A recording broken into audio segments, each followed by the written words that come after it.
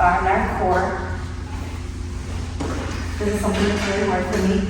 If you have some faith in yourself and you can have some stability while doing it, you don't have to hold on, but I need to hold on. So I'm gonna put your legs up.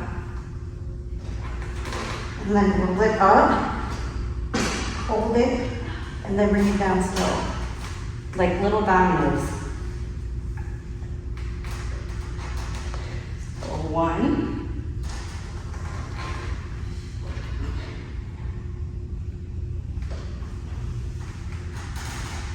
2, keep the legs straight.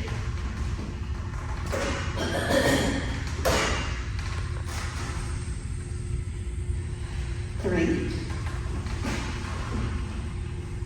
Bring it down nice and slow. 4.